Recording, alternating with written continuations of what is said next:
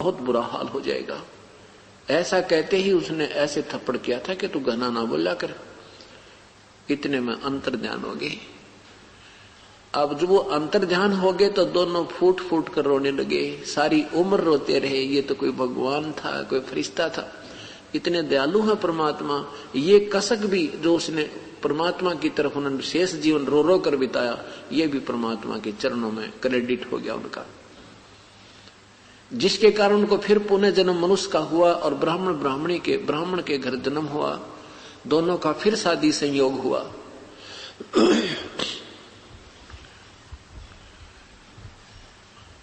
व्यक्ति का नाम गौरी शंकर था, उसकी पत्नी का नाम सरस्वती। गौरी शंकर जी भगवान शिव के बहुत उपासक थे और सरस्वती जी भी भगवान शिव की पूजा बहुत दृढ़ता के साथ, विश्वास के साथ, श्रद्धा से करती थी। गौरी शंकर जी निष्काम भाव से कथा किया करते थे, किसी को गुमराह नहीं करते थे और न ही किसी से कोई पैसा उद्देश्य रखते थे। कोई पैसा उनकी कथा करने में आ जाता था, कोई चढ़ा देते थे धार्मिक लोग, तो वो क्या करते थे, उस पैसे से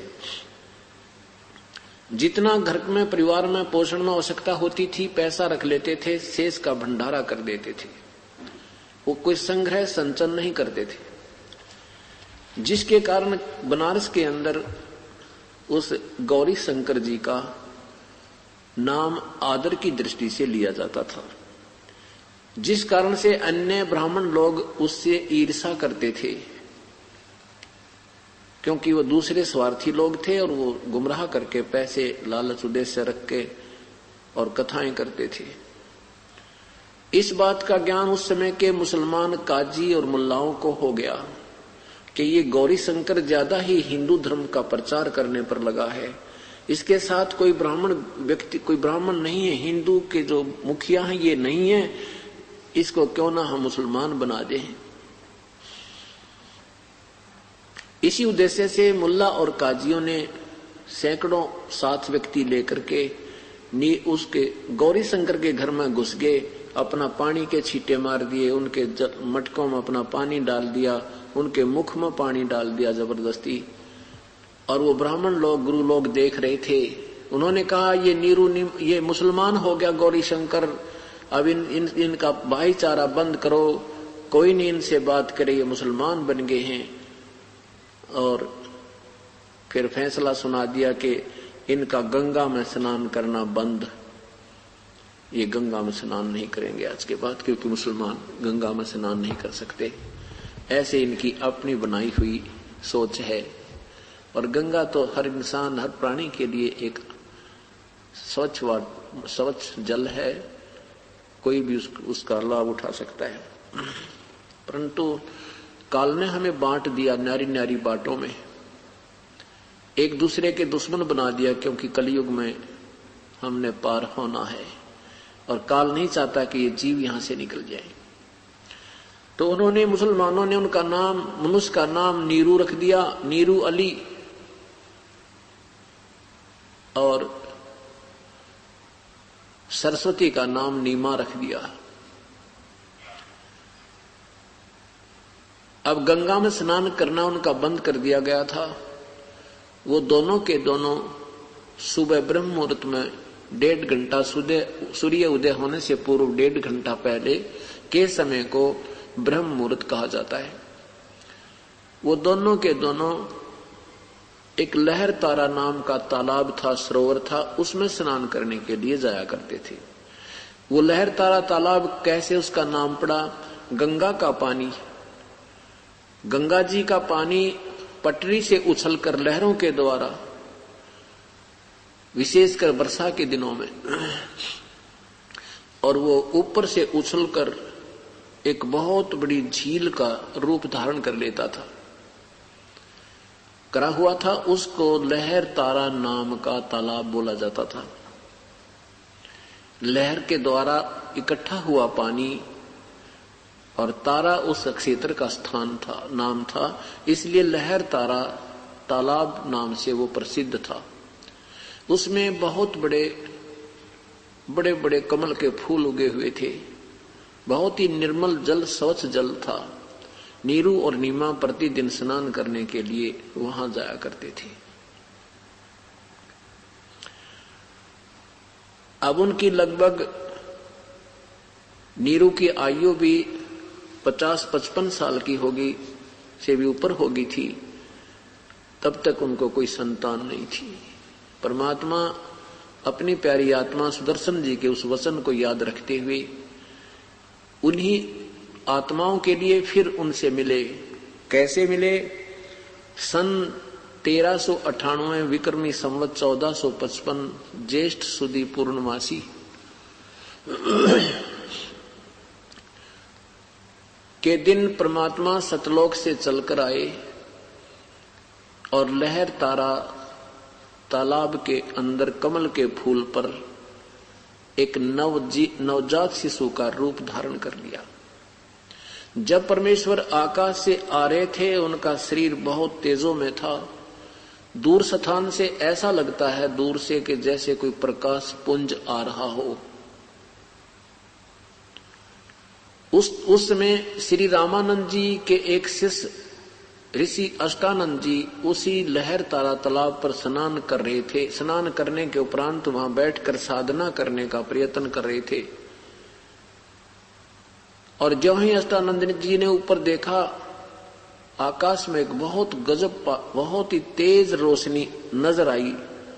जैसे सूर्य की तरफ देखते हैं तो एकदम सूर्य का प्रकाश बहुत ज्यादा दिखता है। आंखें बंद करते हैं तो सूर्य का केवल अंदर का घेरा दिखाई देता है।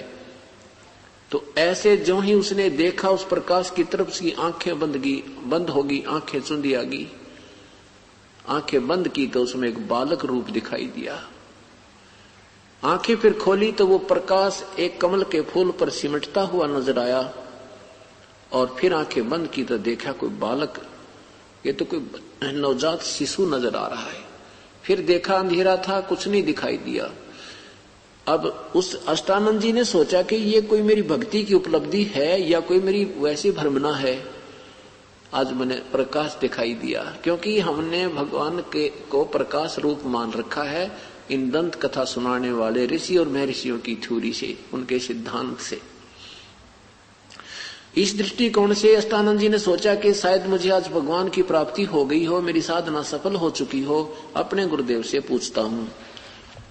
अष्टानंद जी वहां से उठकर गुरुदेव के पास आ गए। स्वामी रामानंद जी से पूछा है, स्वामी जी आज आपके दास ने ऐसे ऐसे एक अद्भुत दृश्य नजर आया, ये मेरी कोई भक्ति उपलब्धि है या कोई वैसे मेरी भ्रमना है? तब स्वामी जी ने बताया कि न तो ये तेरी भ्रमना है और न ही तेरी कोई भक्ति की उपलब्धि है। ऐसे लक्षण उस समय होते हैं जब ऊपर के लोकों से कोई अवतार शक्तियां आती हैं।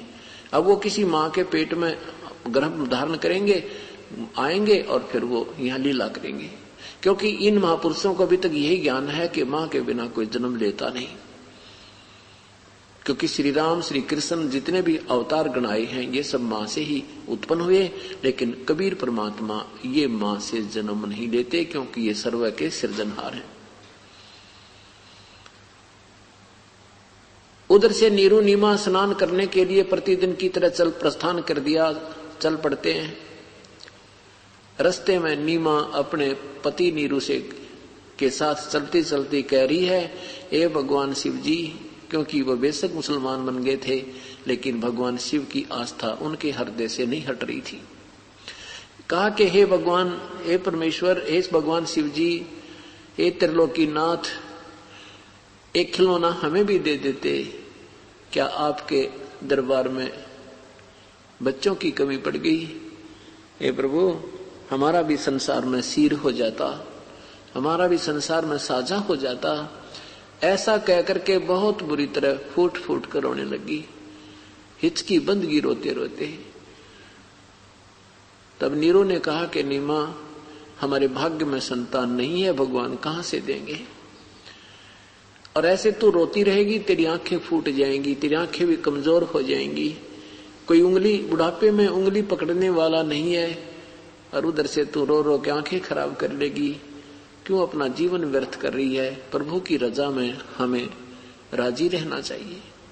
ऐसे सांत्वना देते हुए और नीमा ऐसे ही अपनी पुकार करती हुई चलते चलते लहरतारा तालाब के किनारे पहुंच गए। पहले नीमा स्नान करने के लिए सरोवर में प्रवेश कर गई। स्नान करके बाहर आई तो नीरू स्नान करने के लिए सरोवर में प्रवेश किया। नीमा ने अपने कपड़े जो स्नान करने के केस में शरीर पर लपेट रखे थे उनको धोने के लिए पुनः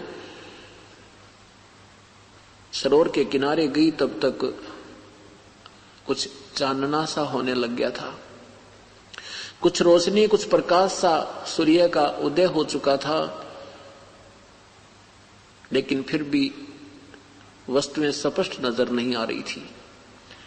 नीमा स्नान करने के लिए उस कपड़े को धोने के लिए किनारे पर पहुंची तो उसने देखा कि कमल के फूल पर कोई चीज हिल रही है, कोई वस्तु डोल रही है। ऐसा लगता है जैसे कोई सर्प ना हो, क्योंकि परमेश्वर ने बालक रूप धारण करके अपने पैर के एक अंगूठे को मुख में चूस रहे थे और एक पैर को हिला रहे थे, ऐसे हिला रहे थे। अब नीमा ने बहुत ध्यान से देखा कि सर्प ना हो और मेरे पति को डस ना ले, पानी में चलता हुआ आ रहा है। बहुत ध्यान से देखा तो वो तो बालक है और किनारे से लगभग 50 फुट की दूरी पर जो गहरा जल था, उधर उसका पति स्नान कर रहा था। ऐसे पानी डाल डाल के गोते लगा लगा के मल मल के नहा रहा था। नीमा ने कहा, देखियो जी कमल के फूल पर बालक है, कमल के फूल पर बालक है, देखियो बच्चा है, डूबेगा डूबेगा, उठाओ इसको। अब नीरू ने सोच लिया ये तो इसका तो दिमाग चल गया, ये तो पागल होगी और इसको पानी में भी अब बच्चे नजर आने लगे। नीरू कहता है, नीमा मैंने बहुत समझाया तुझे, तू मानती नहीं, बहुत जिद करने लगी है। अब मत तू ऐसे पागलों वाली बात करा कर। अब कहाँ बच्चे होंगे यहाँ, कहाँ से बच्चा ऐसे जल में। तो तब उसने फिर कसक के साथ कहा, जी मैं सत्य कह रही हूँ, देखना मैं मजाक नहीं कर रही हूँ, ध्यान से देखो देखो। ऐसे जो संकेत किया, जिधर संकेत कर रही थी उसकी दृष्टि गई नीरू की, तो सचमुच कमल के फूल पर एक बालक है।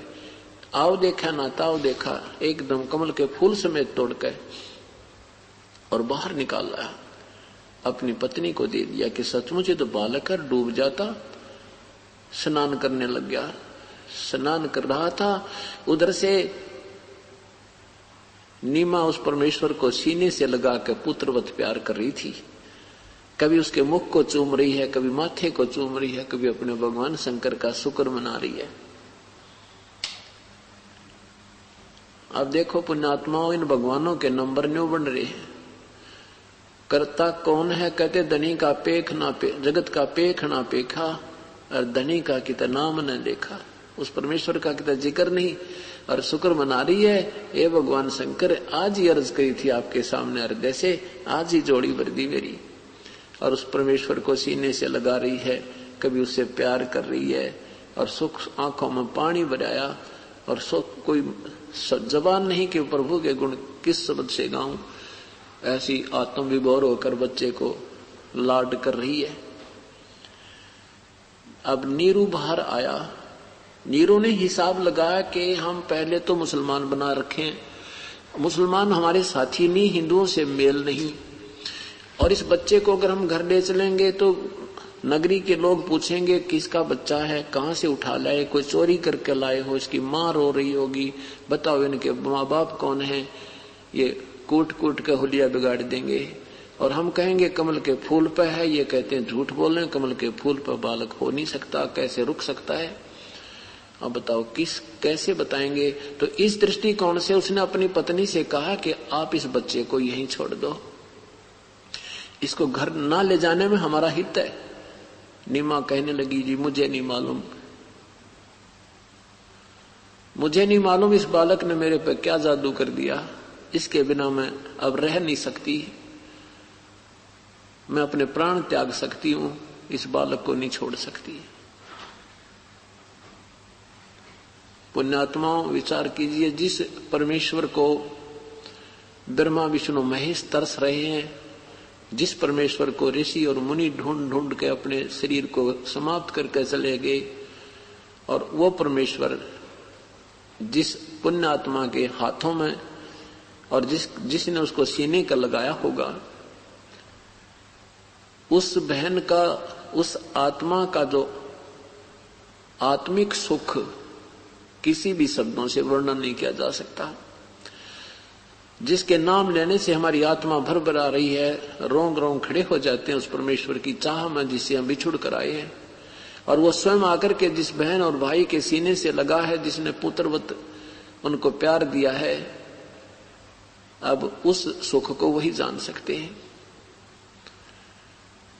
अब नीमा कह रही है कि मैं इस बालक को नहीं त्याग सकती, आप मुझे कुछ भी कहो। नीरू ने समझा कि देखो हमारे साथ ये सतिथि आ सकती है, हमें गांव से भी नगरी से भी निकाला जा सकता है और बच्चा भी छीन लिया जा सकता है। उसने कहा कि मैं इस बच्चे को लेकर देश निकाला ले लूंगी, ये बालक नहीं दूंगी, मुझे मेरी जान भी चली जाए और मैं इस बच्चे को घर लेके जाऊंगी। मुझे नहीं मालूम इसने मेरे ऊपर क्या जादू कर दिया। तो इस बात को सुनकर नीरू ने सोचा यह तो बड़ी जिद्दन होगी, और कभी अब पहले मेरी हर बात की आज्ञा का पालन करती थी, अब बिल्कुल ये अपनी ही चलाती है और कोई भी समाज को नहीं देख रही है।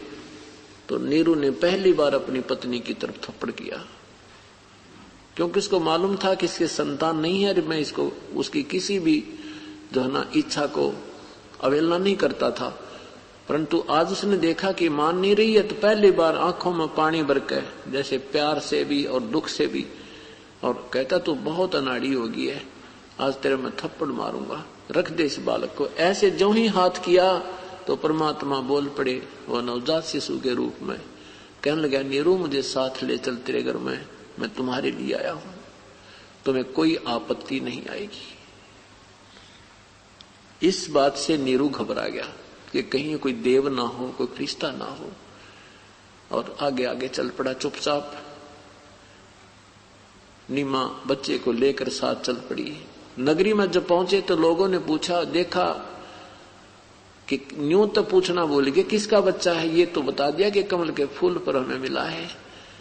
और कोई न्यू कहे तो ब्रह्मा जैसा दिखे, कोई कहे तो विष्णु जैसी सुंदर सूरत है, कोई कहे तो भगवान शिव का ही स्वरूप नजर आता है, क्योंकि ये शिव के पुजारी थे। ऊपर से आदरणीय गरीबदास साहिब जी कहते हैं कि ऊपर से भगवान ब्रह्मा विष्णु महेश कह रहे हैं कि ये तो कोई परम शक्ति है, ना जाने इसी कौन से लोक से आया है। क्योंकि हम ब्रह्मा विष्णु महेश को सर्वज्ञ माना करते थे, इनको आप पता नहीं ये स्वयं कहां से उत्पन्न हुए हैं। एक सर्वज्ञ एक ही प्रभु है, वो पूर्ण परमात्मा कबीर परमेश्वर है। इसलिए हर इंसान यही अटकलें लगाते हैं, हर देव यही बताते हैं, ना जाने कौन से लोक से आया है बहुत ही पुण्यकर्मी प्राणी है, बहुत ही परम शक्ति युक्त है। कुछ दिनों के बाद काजी आते हैं बच्चे का नाम रखने के लिए।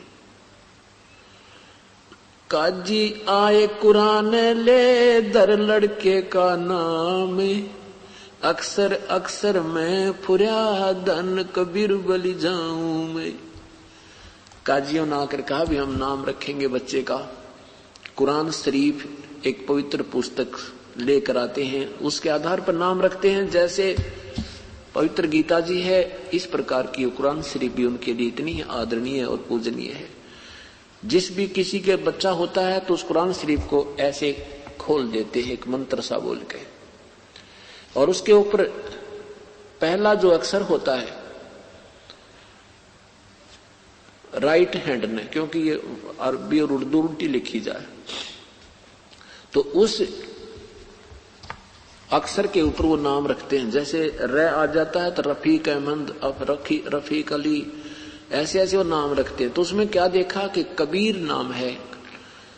कुरान शरीफ सूरत फुरकानी आयत नंबर 19, 21, 25, 52 और 58 में, 52, 58 और 59 में, और भी कुरान शरीफ में काफी जगह तो कबीर शब्द लिखा है।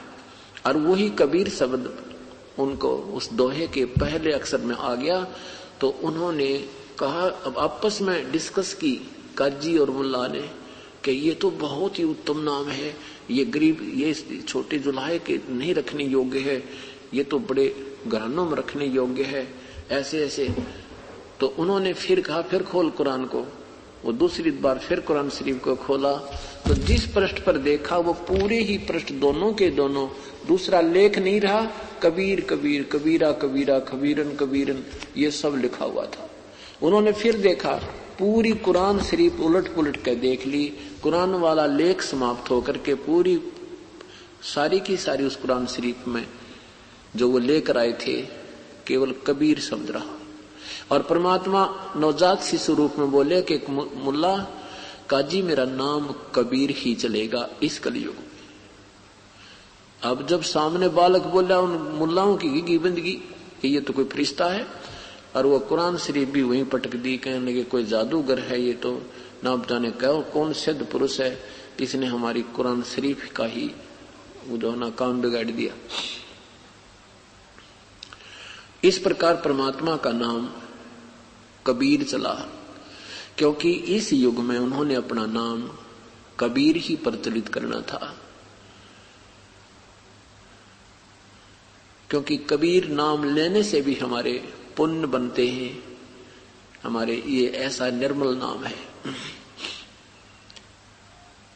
अब फिर क्या होता है कि कुछ दिन जब 25 दिन के हो गए प्रभु और कुछ खा नहीं रहे ना कुछ पी रहे हैं, और शरीर इतना स्वस्थ है जैसे बच्चा रोजाना 2 किलो दूध पीवे। इतना स्वस्थ शरीर था कि जैसे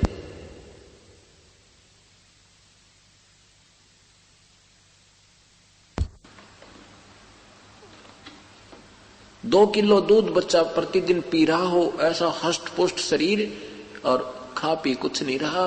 लेकिन मां फिर रो रही है, वह मुंह बोली मां, नीमा रो रही है, भगवान से प्रार्थना कर रही है, हे शंकर भगवान आपने मेहर करी अपनी बच्ची पर, और ये एक लाल दिया तूने, अब ये कुछ खा नहीं रहा ना पी रहा मेरे परमात्मा, अब ये मरेगा, और हे परमेश्वर अब इसके बिना मैं रह नहीं सकती और साथ मैं मरूंगी। ऐसे 2-3 दिन हो चुके थे रोती ने, जब 25 दिन के वो परमात्मा हो चुके, ऐसे नीमा उसको अपने हाथों में लेकर और अपने गेट के आगे सामने गली में बैठी रो रही थी और देख रही थी, कभी ऊपर को देख रही, कभी बच्चे को देख रही थी। हे भगवान ये तो 1 आध दिन का मेहमान है, कुछ खा पी नहीं रहा। इतने में भगवान शंकर आ जाते हैं एक ब्राह्मण रूप बनाकर शिवपुरी से, अपने शिवलोक से। भगवान शिव ने पूछा कि क्यों रो रही है माई तू ब्राह्मण रूप में? नीमा रो रही है और बोल नहीं रही है। फिर पूछा कि क्यों रो रही है माई तू, क्या संकट आ गया तेरे पे? नीमा कहती है कि ब्राह्मण मत सुने मेरे दुख ने, आप भी रो पड़ोगे विपर जी। अब परमात्मा शिव जी कहते हैं, माई कहते हैं, अपना दुख किसी को बता दे तो हल्का हो जाता है, और हो सके मैं कोई समाधान बता दूं, मुझे बता तो एक बार क्या कहानी है, तू क्यों रो रही है? रोते रोते नीमा ने सारी कथा सुनाई कि हे विपर जी, पहले तो हमारे कोई संतान नहीं थी, हम फिर अब एक दिन मैंने अपने भगवान शिव जी से हृदय से पुकार की थी, उन्होंने मेरी झोली भर दी, कमल के फूल पर यह बालक प्राप्त हुआ। तो परमात्मा, हे ऋषि जी, अब ये कुछ खा पी नहीं रहा, 25 दिन हो गए और मेरी दिन की चैन रात की नींद चली गई है, और ये कुछ घंटों का मेहमान है, इसके साथ मैं मरूंगी, एक चिता में हम दोनों जलेंगे। अब भगवान ने कहा कि मुझे दिखा माई तेरा बेटा। अब गोदी में ले लिया श्री शिव भगवान ने परमात्मा को, ऐसे अपने हाथों में लेकर के देखा। अब दोनों की जब नजर से नजर मिली तो परमात्मा ने वचन कहे कि इस माई से कहो एक कंवारी गाय ले आवे, और उस कंवारी गाय का दूध मैं पीऊंगा, मैं और कोई आहार नहीं करूंगा। 7 बार ऐसे चर्चा की, और उस कुंवारी गाय के ऊपर, बच्ची के ऊपर आप शिव भगवान हाथ रख देना। अब शिवजी भी जानेंगे जो तुझे इसने पहचान लिया, ऐसे बोल रहा है, ये कोई परम शक्ति युक्त सिद्ध पुरुष है। क्योंकि परमात्मा को समझना ये कोई बालकों का खेल नहीं है। 120 वर्ष तक यहाँ गलियों में घूम गए, हम नहीं पहचान पाए, क्योंकि जौहरी बिना परख लाल की कर नहीं सकता, और जौहरी के बताए बिना विश्वास हो नहीं सकता कि ये सचमुच लाल है। अभी जौहरी नहीं मिला था हमें, अब इस दास को जौहरी बनाकर परमात्मा ने भेज दिया। उस लाल की परख कराने के लिए सत्संग किए जाते हैं, ताकि आप उस लाल से पहचान परिचित हो सको और फिर उसमें आपकी रुचि बन सके। तब नीमा से भगवान शंकर ने कहा, जैसे ब्राह्मण लोग सांत्वना दिया करते हैं, भगवान शिव ने कहा कि हे माई, ये तेरा बेटा मरने वाला नहीं है, ये तो अजर उम्र है, इसके नक्षत्र ऐसे हैं, इसके तो ऐसी लंबी आयु है, इसकी तो सैकड़ों वर्ष की उम्र है, तो क्यों चिंता करती है। तब नीमा कहती है कि हे रिसीवर, हे ब्राह्मण, इस सुखी सांत्वना से मेरी तसल्ली नहीं हो सकती। मेरा विश्वास मेरी आत्मा जब मानेगी जिसमें यो बालक आधा किलो दूध पीवेगा मेरे हाथ से, तब मेरी आत्मा प्रसन्न होगी। नहीं तो ब्राह्मण जी, ये सुखी सांत्वना मेरा असर नहीं कर रही, मेरा दिल नहीं मान रहा।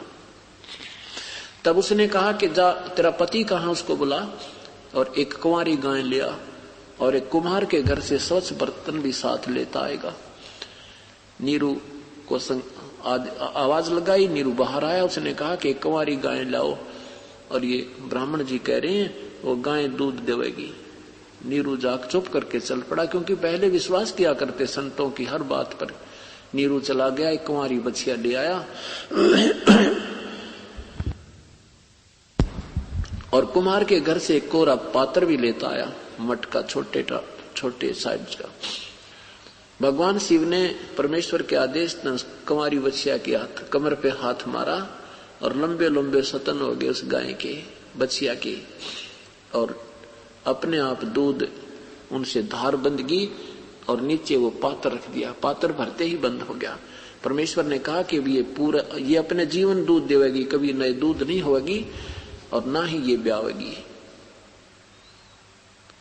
अब जब वो दूध पिया परमेश्वर ने, वो गाय लगी दूध देन, तब उसने नीमा ने शुक्र मनाया ब्राह्मण का और कहा, ब्राह्मण मैं बहुत, हमारे पास आपको 4 अन्य भी भेंट करने को नहीं है, मैं बहुत गरीब हूं।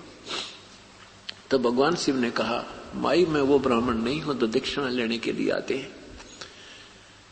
मैं तो रास्ते चलता तुझे देख लिया था, इसलिए ये तेरा भगवान ने कल्याण कराना था। ऐसा कहकर के भगवान शिव प्रस्थान कर गए। अब प्रतिदिन वो गाय दूध दे रही है और नीरू उसकी परवरिश, गाय की देखभाल करते हैं, चारा लाता है और परमात्मा दूध पी रहे हैं प्रतिदिन। अब क्या होता है कि नीमा को तो दूसरा काम ही नहीं रहा, केवल उस बच्चे के ही संग लगी रहे, कभी सीने से लगा रही है, कभी वो खेलते को देख रही है, गली में चली जाता है तो भागी जाती है, पीछे पीछे बेटा दूर मत जा। अब पहले दोनों मिलकर कपड़ा बुनते थे। हाँ, उन्होंने जब मुसलमान बन गए थे, बना दिए गए थे, तो उनके पास जो पूजा का पैसा आता था वो बंद हो गया। तो नीरू और नीमा ने अब रोजगार की चिंता होगी, तो उन्होंने क्या सोचा कि हम ये कपड़ा बुनने का कार्य शुरू कर देते हैं। तो उन्होंने जुलाहे का काम शुरू कर दिया था, जिस कारण से वो जुलाहे कहलाने लगे। तो अब नीरू, पहले दोनों मिलकर कपड़ा बुनते थे, अब नीमा हाथ नहीं लगाती कपड़े गए, और नीरू अकेला जो कपड़ा बुनता है उससे गुजारा नहीं चल पा रहा, और साथ में फिर वो गाय के चारे में इधर उधर बांधने खोलने में भी लगा रहता है। तो और ज्यादा वित्तीय हालत कमजोर होने लगी। एक आध बार तो नीरू और नीमा भूखे ही रह जाते थे, रात को भोजन नहीं मिलता था। ऐसी स्थिति देखकर परमेश्वर ने क्या रजा बख्शी, क्यों ज्यों ही माता जब पालने में संभालने के लिए आई प्रभु को, अपने हाथ से ऐसे कपड़ा नीचे जो डाल रखा था वो ऐसे कपड़ा उलट दिया उस कपड़े के नीचे एक असरफी मिली। उठाई नहीं, घबरागी कि ये कोई देव की वो है या किसी और व्यक्ति की है, किसी ने जादू मंत्र की कर दो रहे, वो दूर खड़ी होगी। तब परमात्मा ने कहा कि नीमा ये असरफी उठा ले और किसी को मत बताना, ये प्रतिदिन तुम्हें एक असरफी सोने की मिला करेगी और इसमें से उतना ही रखना जितना तुम्हारा आहार और इस बछिया का काम चले, शेष को भंडारे में लगाते रहना। नीमा अपने पति को बुलाकर लाई कि ये बच्चा बोल रहा है। नीरू बोला ये तो कोई बहुत ही पुण्य आत्मा है और हमारा संयोग जुड़ना था इसके साथ। क्या बात है कि ये असरफी रखी है और ये कह रहा कि ये असरफी तुम्हें रोज मिला करेगी, ये किसी को नहीं बताना है। नीरू बोला भाई ठीक है, जब भगवान दे रहा है तो मैं क्या दिक्कत है। नीरू ने उठाया, उसको बुनवा कर लाया, अपना जो सामान रोटी आहार का चाहिए था वो भोजन वो अपना ले आया और बाकी का भंडारा कर दिया। ऐसे प्रतिदिन एक असरफी उनको परमात्मा के उस पोतड़े का तल नीचे पाने लगी। इस तरह उनका वो रोजी रोटी की समस्या भी परमेश्वर ने हल कर दी। ये सत्कर्म मानना पुण्यात्माओं, हम भगवान की महिमा से दूर पहुंच गए हैं। हम स्वयं अपने प्रयत्न से ही सोचते हैं हम ही सब कुछ कर लेंगे, परमात्मा करेगा वही होगा, नहीं तो आपका केवल संस्कार ही होता है। परमेश्वर जो चाहे सो कर सकता है। सतगुरु जो चाहे सो कर ही 14 कोट दूत जमडर ही ऊत भूत जमत्रास निवारे चित्रगुप्त के कागज पाड़े। क्या बताते हैं कि जब मां के पेट में जो तुम थे उस समय हमारी किसने पालन किया था? ना मां वहां कोई हमारा सहयोग कर सकती थी, ना पिता कर सकता था, ना कोई भाई ना बहन। तो वहां भी हमें उस परमात्मा ने आहार पहुंचाया, चाहे कोई भी जुगाड़ जोड़ा उसने। तो कहते हैं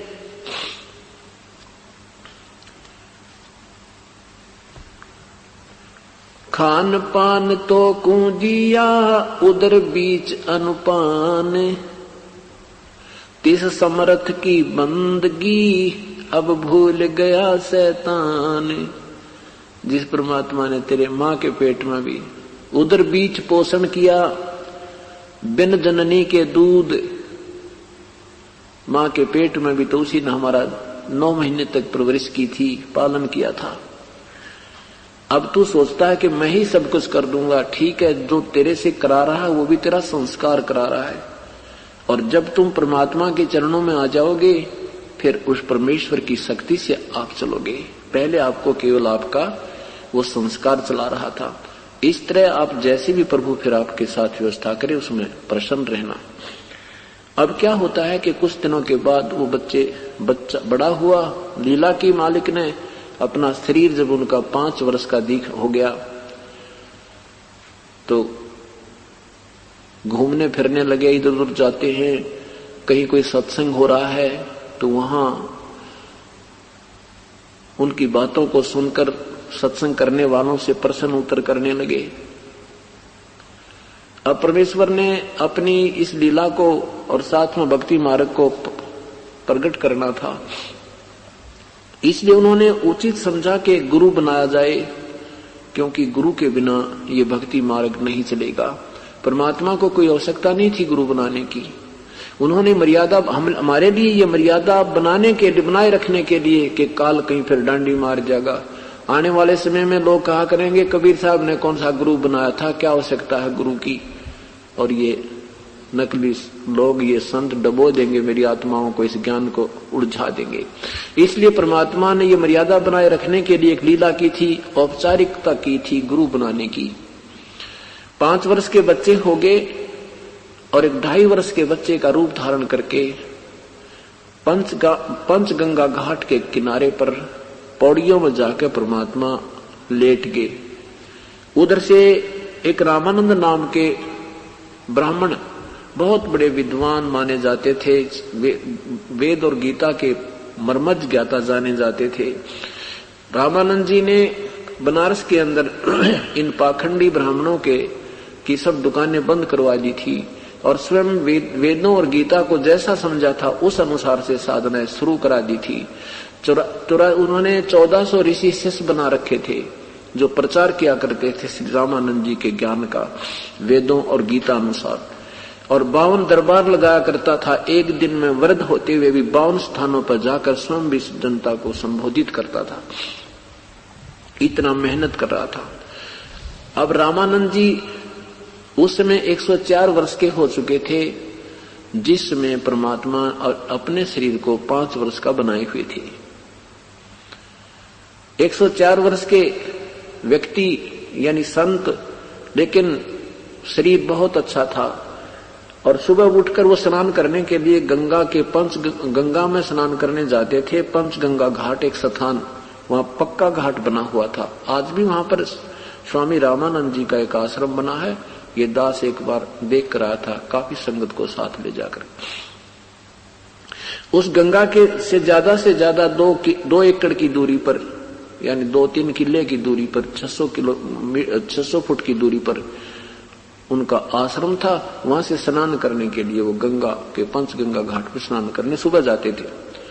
जो ही वो सुबह स्नान करने के लिए जा रहे थे, ब्रह्म मुहूर्त में, अंधेरा तो कुछ अंधेरा होता है, 1.5 घंटा पहले सूर्य उदय होने से उस समय को ब्रह्म मुहूर्त कहते हैं।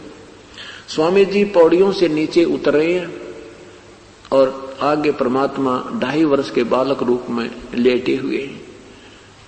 अब स्वामी जी की खड़ाऊं लगी परमात्मा के शीश में और बालक की तरह रोने लगे।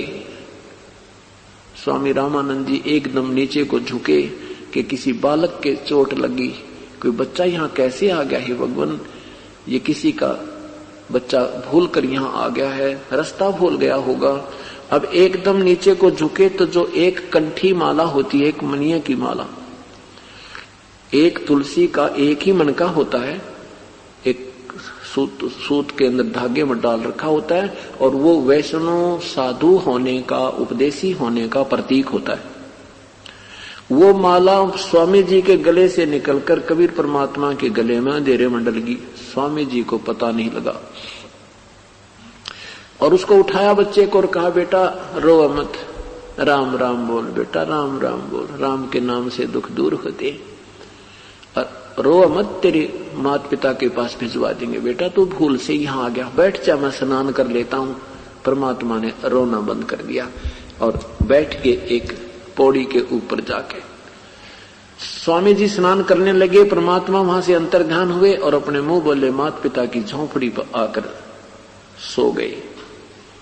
स्वामी जी ने स्नान किया, देखा कि बच्चा कहाँ गया, देखा तो बच्चा है नहीं, सोचा चला गया होगा बच्चा, अब सूर्य उदय हो चुका है, उसने अपने घर का पता होगा। बात समाप्त हुई। उधर से परमेश्वर एक रामानंद जी के शिष्य के सत्संग में पहुंच गया। स्वामी रामानंद जी का एक शिष्य ऋषि सत्संग कर रहा था और विष्णु जी की महिमा का गुणगान कर रहा था, और 5 वर्ष के बालक कबीर परमेश्वर वहां जाकर विराजमान हो गए।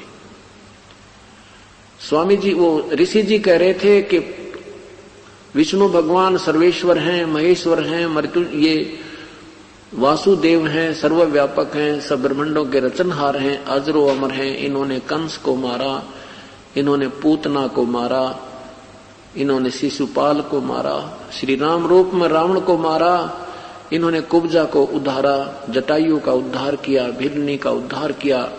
ये सर्वशक्तिमान हैं, सब ब्रह्मांडों के रचनहार हैं, इनके कोई माता पिता नहीं है।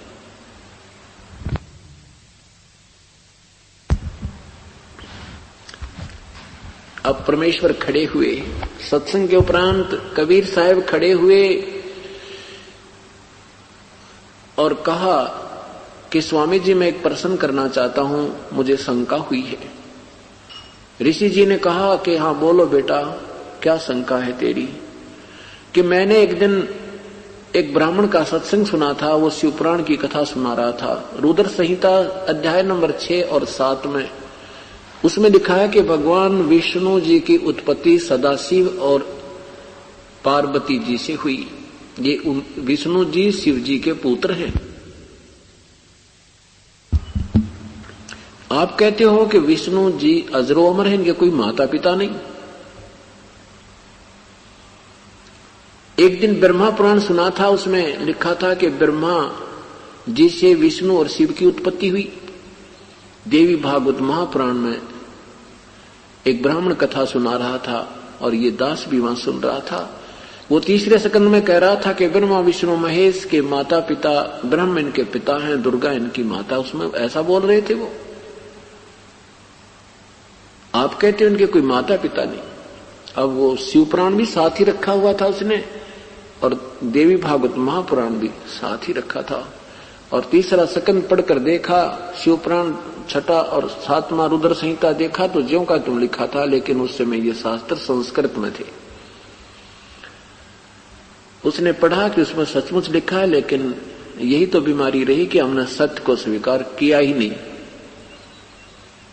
तो कहने लगा, कौन कहता है सब झूठ बोलता है, तेरा गुरु कौन है, तूने कैसे शास्त्रों का ज्ञान हुआ, तूने तेरा कौन गुरु है। अब परमात्मा ने कहा कि जो गुरुजी आपके हैं स्वामी जी, वही गुरुजी मेरे हैं। तो ऋषि जी ने पूछा तो किसका पुत्र है। अब उस परमात्मा के बोलने से पहले ही दूसरे श्रोता लोग कहने लगे, ये तो वो नहीं, उसका नीरू का बेटा है, ये तो जुलाहे का पुत्र है, ये वहां कमल के फूल ये कहीं पड़ा मिला था उनको, ये तो वो बालक है। अरे तू छोटी जाति का जुलाहा और मेरे गुरुदेव को अपना गुरु बताता है, तुझे पता है मेरे गुरुजी कौन है? श्री 1008 श्री स्वामी रामानंद जी आचार्य हैं, वो पंडित आचार्य वो हैं। और तुम्हारे जैसे नीच जाति वालों को तो वो छूते भी नहीं, दर्शन भी नहीं करते। देखो भी श्रोताओं कितना झूठा कपटी है, ये कह रहा कि मैंने स्वामी रामानंद जी से नाम लिया है, ये हमारी बेइज्जती करता है, हमारे गुरुदेव की बेइज्जती करता है। ये इतना कपटी और झूठा है तो क्या इसके ये शास्त्र में ये कह रहा सत्य हो सकते हैं? सब नार डलावे कि ना जी नहीं हो सकते, ये क्या जाने वेदों के शास्त्रों के विषय में। आप जो कह रहे हो स्वामी जी वही सत्य होगा। अब परमात्मा क्या कहता है कि साच कहूं जगमार ही और झूठ कही ना जाइयो, और साच न पूरा पावते न झूठो जगपति आइयो। अब क्या होता है, स्वामी जी को ऋषि जी कहते हैं कि मैं स्वामी जी के पास जाऊंगा और तेरी शिकायत लगाऊंगा, और तुम भी आना श्रोता, कल देखना इसकी क्या गत बनवाऊंगा। स्वामी जी देखना इसकी डंडों खाल उतार देंगे, ये बेइज्जती करता हम ब्राह्मणों की, छोटी जाति का। परमात्मा बोले जो गुरुजी हमें सजा देंगे मुझे मंजूर है। अब वो ऋषि जी जाकर के स्वामी रामानंद जी से कहता, प्रभु हमारी तो नाक काट दी, हमें तो बाहर निकलने योग्य नहीं छोड़ा। एक छोटी जाति का जुलाहे का बेटा 5 साल का बालक कहता है मैंने स्वामी रामानंद जी से नाम ले रखा है, और शरीफ सभा भरी सभा में मेरी इंसल्ट कर दी प्रभु उसने। रामानंद जी आदरणीय गरीबदास जी अपने परमेश्वर की महिमा का चित्रण करते हैं, कहते ही इनो को दखड़े, नो का उसको ला बुला के उसकी खाल तार दूं, तुम्हारे सामने जोत लगाऊं, तुम्हारे सामने पूछूंगा, मैंने कभी नाम ही नहीं दिया, मैं तो उनके दर्शन भी नहीं करता। अब शाम का समय हो गया, सुबह 5-7 जने 10 जने वो मस्टंडे वो ब्राह्मण लोग पहुंचे परमात्मा को पकड़ने के लिए। वो ऋषि बन रहे थे जो गुरुदेव शिष्य थे उसके रामानंद जी के। अब नीमा देख रही थी कि ये रोजाना उलाने लाता है, क्योंकि कबीर परमात्मा किसी न किसी को रोज छेड़ का आया करता, और वो आके उलाना देन आते कि अपने बच्चे ने मना कर ले, ये ऊट पटांग बात करता हमारे गुरुजी को, जाके वाद विवाद करता है, इसने बोलने तक का बेरा कौन ही, छोटा सा बालक है और ये बात ठीक नहीं रहेगी। तो माता बहुत धमकाती थी उनके सामने, क्यों गरीब और वो ब्राह्मणों का बोलबाला, तो उसने न सोचा थी कि इनके सामने धमका दूं, उनके सामने धमका देती थी तो क्यों ज्यादा शरारत करता है, चुप रहा करे, तुझे क्या पता बेटा शास्त्रों के बारे में, ये तो विद्वान पुरुष हैं, उनके विषय साथ तो मत वाद विवाद किया कर। अब परमात्मा कहते थे माता जी मैं सही कह रहा हूं, ये झूठ बोल रही है। अभी एक 5 वर्ष के बालक पर मां भी विश्वास नहीं कर सकती, और विद्वान वो संस्कृत के ज्ञाता और वो एक छोटा सा बालक, तो माँ भी उसको कहने लगी, बेटा तू मत शरारत करया करे, घना ना बोलिया कर, तू दादा मत पाके। तो क्या कहते थे भगवान के, माता ये सब मेरे बच्चे हैं, ये काल ने भलो रखा है इनको, ये झूठा ज्ञान दे रहे हैं, ये काल के दूत हैं, मैं अपने बच्चों को समझा नहीं सकता क्या? वो माँ फिर धमका देती, क्यों एक आधा थप्पड़ भी लगाने की तैयारी का ऐसे करती, तुझे मारूंगी, बन गया दाता तेरे बच्चे हैं। तो भगवान परमात्मा कबीर परमेश्वर कई बार रूठ जाते थे और कहते थे, तू मेरे साथ दुर्व्यवहार इसलिए करती है, तू मेरे पे विश्वास नहीं करती क्योंकि मैं तेरा बेटा नहीं हूं, तू मुझे कहीं से उठाकर लाई है। ये बालक बताते हैं, लीला करते हैं परमात्मा। और तेरा बेटा होता तो तू नहीं ऐसा करती, इन लोगों की बातों पर विश्वास करके मुझे बार बार नहीं ताड़ती। ऐसा मुंह बनाकर एक तरफ बैठ गए तो नीरू ने सीने से लगा लिया भगवान को और बहुत रोई। कहने लगी, बेटा तू नहीं जानता इन कसाईयों के बारे में, ये तुझे भी मार देंगे और बेटा तू मेरे से चला जाएगा। और मत छेड़ा कर, तू क्यों सिर मत दर्द किया करे, मत कहा कर कुछ भी, इनको करने दो जो करते हैं। मैं कैसे करने दूं माँ, मैं तो आया इसी उद्देश्य से हूं। अब नीमा के समझो परमेश्वर की वाणी ने, वह एक पुत्र वात्सल्य में अंधी हो रही थी। इतने में उसी दृष्टिकोण से सोच रही थी कि ये मस्टंडे आज फिर आगे मेरी कुटिया की तरफ आ रहे हैं 10 जने, और यू आज भी कोई कुबत करके आया है, कल इसने कोई छेड़ा है। तो उठ अंदर गई कुटिया में, जाते ही कहा, बेटा उठ जल्दी सी। सो रहे थे भगवान, लीला कर रहे थे। उसको पकड़ के झोपड़ी के पीछे ले गई, वहां पीछे ने कुबाड़ सा पड़ा था, वहां जाकर और इसको ऊपर एक गुदड़ सा डाल दिया, कोई कपड़ा डाल दिया मोटा रजाई सी, और कहा तू बोलिए ना बेटा। उसने देखा तो 10 जने आ रहे हैं, एक भी को नहीं, और सीधे आकर के इतने वो वापस आई तो देखा वो द्वार पर खड़े हैं। कहां तेरा बेटा कमबख्त, बताओ वो कहां है?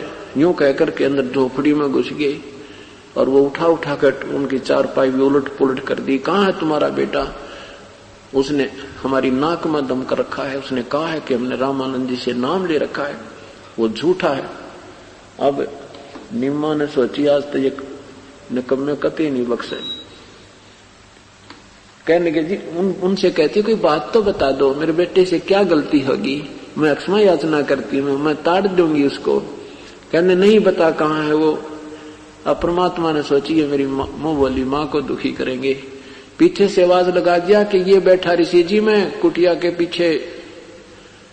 अब आगे गए सब पीछे ने आवाज सुनते ही देखा तो पीछे वो रजाई में लिपटे बैठे हैं। वहीं से पकड़ दिया उनको और माँ उसको बच्चे को पकड़ रही है, छीन रही है उनसे, उनको धक्का दे दिया और वो काफी दूर तक घिसटती चली जाती है। अब परमात्मा को रामानंद जी की कुटिया के सामने जाके खड़ा कर दिया और कहा, स्वामी जी ये आ गया है वो चोर।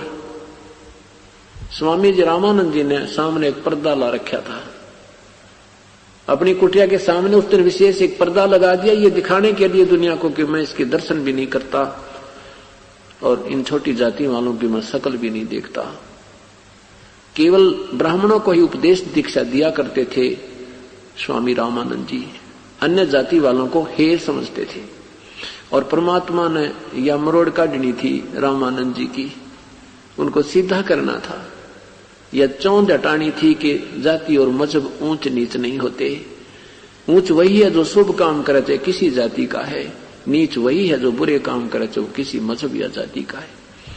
और यही चौंध लाए बैठे थे, यही एक उल्टी अडांस अड़ा रखी है नादान गुरुओं ने, वही परमात्मा ने हटानी थी।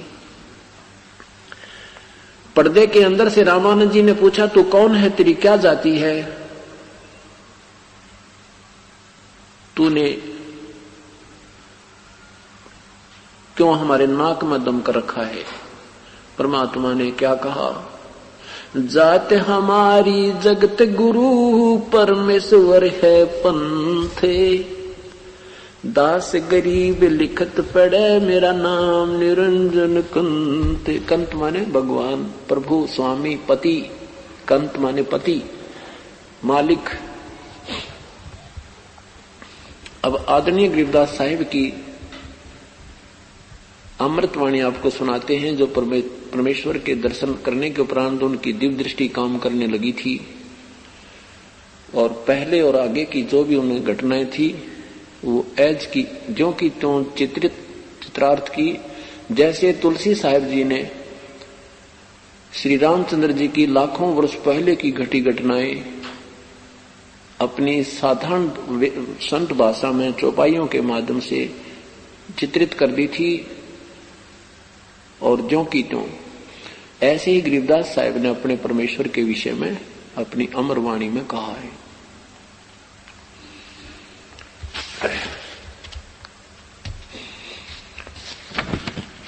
अब क्या बताते हैं कि जात हमारी जगत गुरु परमेश्वर है पंथ, दास गरीब लिखत पढ़े मेरा नाम निरंजन कंत।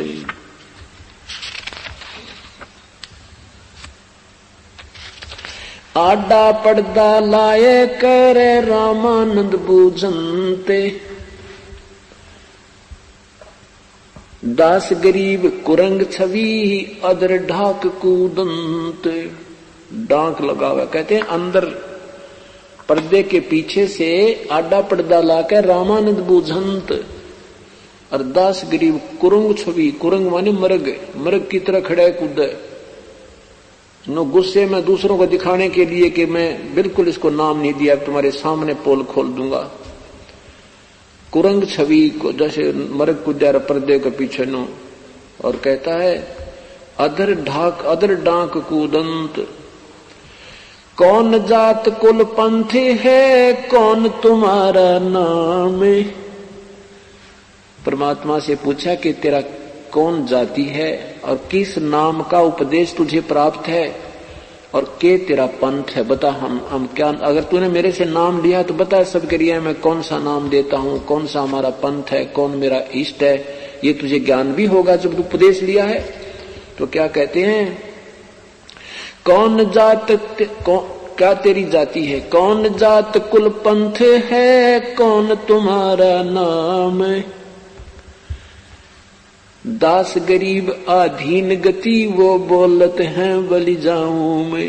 कति जैसे गुरु के सामने शेष बोलता है वो परमात्मा उसी शिष्टाचार से कति विनम्र होकर बोलते हैं कि बलिहारी जाऊं उस परमात्मा पे जो लीला करने आए थे। गरीबदास जी कहते हैं मैं बलिहारी हूं उस परमेश्वर पे और आधीन भाव से बोल रहे हैं। क्या कहते हैं जात हमारी जगत गुरु परमेश्वर है पंथ, दास गरीब लिखत पढ़े मेरा नाम निरंजन कंत। जाति पूछ रहा है तो मेरी जगत गुरु जात है, मैं सबको शिक्षा देता हूँ, सबको तत्व ज्ञान कराने आता हूँ। तेरे ब्रह्मा विष्णु महेश को भी मैंने ही ज्ञान दिया था और मेरा परमेश्वर पंथ है। ईश्वर और परमेश्वर तीन प्रभु हैं। ईश ब्रह्म को कहते हैं और ईश्वर ईश माने मालिक, स्वामी, प्रभु। ईश्वर यानी उस ईश से भी श्रेष्ठ, उसका भी पति, उसका भी मालिक। जैसे मुनिवर, ऋषिवर यानी ऋषियों में एक श्रेष्ठ, ऋषि और भी हैं उनमें कोई श्रेष्ठ। ऐसे ईश तो ब्रह्म है, ईश्वर परब्रह्म है और परमेश्वर उस ईश्वर से भी परम, वो परमेश्वर कहलाता है। कहता तुम तो ब्रह्म की साधना तक सीमित हो, तुम ईश की साधना करते हो, हम परमेश्वर पंथ है मेरा। उस परमेश्वर के पाने का मार्गदर्शन करने के लिए मैं आया हुआ हूं, मैं जगत गुरु हूं। जात हमारी जगत गुरु परमेश्वर है पंथ, दास गरीब लिखत पढ़े मेरा नाम निरंजन कंत। रे बालक सुन दुर्बुद्धि तेरा घटमट तन आकारे, दास गरीब दर्द लग्या हो बोले सिरजनहारे। गरीबदास जी महाराज कहते हैं परमात्मा ने जब न्यों कहा ना कि मैं निरंजन, क्योंकि ब्रह्म के उपासक हैं काल के, कि मैं तेरा भगवान हूं, वो निरंजन मुझे ही मान। क्योंकि राष्ट्रपति कैसे, प्रधानमंत्री कह सकता है मुख्यमंत्री मुझे ही जान, क्योंकि उसके पास मुख्यमंत्री वाली पावर भी होती है। मुख्यमंत्री तो उसका एक असिस्टेंट होता है प्रधानमंत्री का। इस दृष्टिकोण से कहता है कि मैं ही वो भगवान हूं जिसकी तू पूजा करता है। तो स्वामी जी कहते हैं अरे नादान, क्योंकि ये भगवान को निराकार मानते हैं। अभी तक किसी की बुद्धि देख ले, वो पूजा करते हैं साकार विष्णु की और फिर भी परमात्मा को निराकार ही मानते हैं। तो क्या कहते हैं, रे बालक सुन दुर्बुद्धि, तेरा तन मन घट, तेरा घटमट तन आकार तो सशरीर दिखाई देता है। और गरीबदास जी कहते हैं बड़ा दुख हुआ रामानंद जी को जब परमात्मा ने अपने आप को भगवान कहा। दास गरीब दर्द लगा जब हो बोले सृजनहारे। और कैसे अपशब्द कहे, तुम मोमिन के पालवा, तेरा जुल्हे के घर बासे। दास गरीब अज्ञान गति, एता दृढ़ विश्वास। जैसे गुस्से में आकर कहते हैं ना, तो उसका गेलड़ है। जैसे पहले कोई बहन का कोई पति मर जाता, उसका कोई एक पुत्र होता, उसकी दूसरे किसी गांव में शादी कर देते थे, उसको गेलड़ बोला करते, और उसका कोई अधिकार उस संपत्ति पर भी नहीं होता था। ऐसे उस ढंग से कहते हैं कि तू मोमिन के एक जुल्हे मुसलमान के तो तू पल रहा है, और भगवान कहता अपने आप को तुम मोमिन के पाले वाह, तेरा जुल्हे के घर बासे। दास गरीब अज्ञान गति, एता दृढ़ विश्वासे। तर्क तलो से बोलते है रामानंद सुर ज्ञान। दास गरीब कुजात है ये आखिर नीच निदान। औरों को कहते हैं ये छोटी जाति का ना कुजात है, इसकी माँ का बेरा ना बाप का, इसके कोई कुल का पता नहीं, इसलिए ये छोटे मुंह बड़ी बात बना रहा है, भगवान से भी ना डरता, अपने आप को भगवान कह रहा है। गरीब दास कुजात है ये, और है नीच निदान, पक्का नीच है, इसलिए तो भगवान कहता अपने आप को। अब क्या बताते हैं, मैं के बदन खुलासे करे सुन स्वामी परवीन। दास गरीब मनी मरे है मैं आजज अधीन।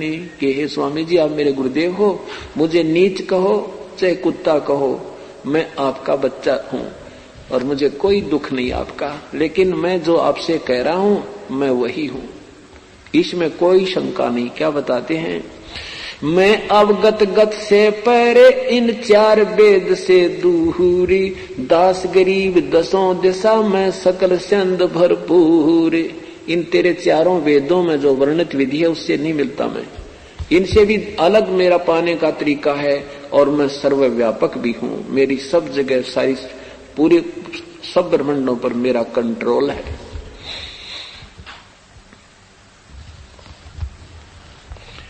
ए स्वामी सृष्टा में ये सृष्टि हमर तीरी। दास गरीब अधर बसु में अविगत सत कबीर। ए स्वामी सृष्टा माने सृष्टि का रचनहार, सृष्टा में सारे ब्रह्मांडों का रचनहार मैं हूं, और ये सृष्टि सारी मेरे ही अधीन है, मेरे ही आश्रित है, मेरे किनारे पर टिकी है, मेरे आधारित है। ए स्वामी सृष्टा में ये सृष्टि हमर तीरी। दास गरीब अधर वसु में अवगत सत कबीर। धर्म पौमी धरनी आकाश थम मैं व्यापक सब ठोरे। दास गरीब नहीं दूसरा हम समतुल नहीं और। सर्वव्यापक भी मेरी शक्ति है और मेरे समान कोई नहीं है, दूसरा नहीं है। हम पानी हम पावन सुन रामानंद राम हम बावन नरसिंह।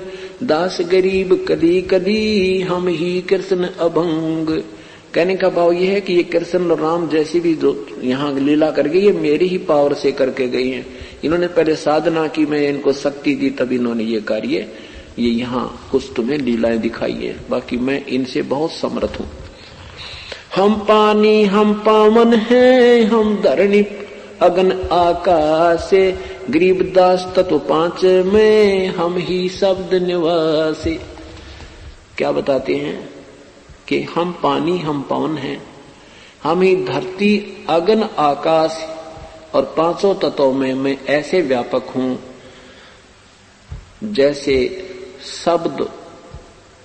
शब्द का जो गुण है 5 तत्वों में विराजमान है, यानी उन पर व्यापक है। कैसे? अब ये देखना परमात्मा ने कितनी प्यारी व्याख्या की है। जैसे आकाश का गुण जो है वो शब्द है, चारों तरफ से ये ब्रह्मांड को बंद किया हुआ है। ब्रह्मांड चारों तरफ से एक आकाश तत्व से ही